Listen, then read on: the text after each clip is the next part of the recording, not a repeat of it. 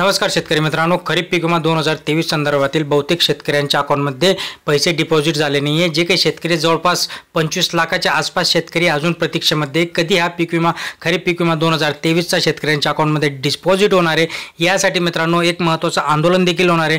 तेही आपण या व्हिडिओच्या माध्यमातून जाणणार आहे। शेवटपर्यंत बघा नेमकं काय घडलं, कसं काय शेतकरी या सगळ्या अनुदानापासून वंचित आणि शेतकऱ्याला ऐन प्रकारे फक्त आश्वासनांवर आश्वासन किंवा वेगवेगळी कारणं देऊन शेतकऱ्याचा जो काही हिस्साचा पीक विमा आहे तो पीक विमा देण्यात येत नाहीये। खरीप पीक विमा 2023 संदर्भात जर बघायला गेलं मित्रांनो तर 2023 साली खूप काही दुष्काळ, अतिवृष्टी, गारपीट या सगळ्या गोष्टी झाल्या होत्या। ऑक्टोबर नोव्हेंबर मधील दुष्काळ झाला होता, नंतर जानेवारीमध्ये देखील गारपीट वगैरे झाली। या सगळ्या पार्श्वभूमीवर बघता शेतकऱ्यांना पीक विमा मिळणं अपेक्षित होतं आणि हा जो पीक विमा मिळणं अपेक्षित होतं हा जुलै म्हणजे ॲक्च्युली 2023 चा पीक विमा होता, पण याच्यासाठी वाट बघत पूर्ण 2023 गेलं, 24 गेलं, 2024 मध्ये देखील जून मध्ये सांगत होते, जून 24 नंतर जुलै, ऑगस्ट 31 ऑगस्ट पर्यंत देखील कृषी मंत्र्यांकडून सांगण्यात आलं होतं की हा जो पीक विमा शेतकऱ्यांच्या अकाउंटमध्ये डिपॉझिट होईल। या संदर्भातील बहुतेक जिल्ह्यानुसार देखील अधिसूचना काढण्यात आल्या। सरसकट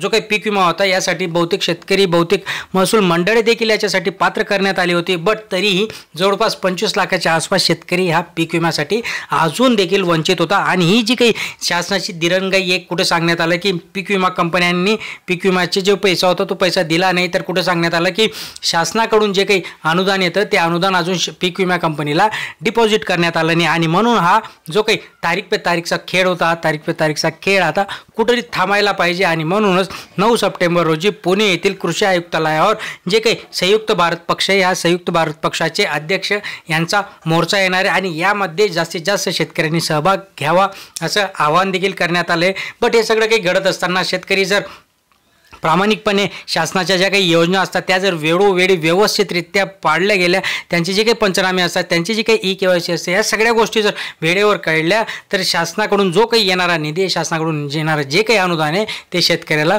वेळेवर मिळेल आणि शेतकरी कुठेतरी स्थिर सावर होईल, शेतकऱ्याला कुठेतरी स्वतः सन्मानाने जगता येईल। या सगळ्या गोष्टींसाठी शासनाने कुठेतरी या सगळ्या गोष्टींचा गंभीर विचार करणं गरजेचं आहे। आणि म्हणूनच संयुक्त भारत पक्षातर्फे उद्या 9 सप्टेंबर रोजी हा जो काही मोठा मोर्चा आहे हा कृषी आयुक्तालयांवर आता टाकण्यात येणार आहे। मित्रांनो, ही महत्त्वाची माहिती होती। मित्रांनो, अशाच महत्त्वपूर्ण माहितीसाठी अजून तुम्ही आपल्या चॅनलला सबस्क्राईब केलं नसेल, सबस्क्राईब करा, शेजारी घंटेचं बटन देखील ऑन करा, व्हिडिओला लाईक करायला विसरू नका। धन्यवाद।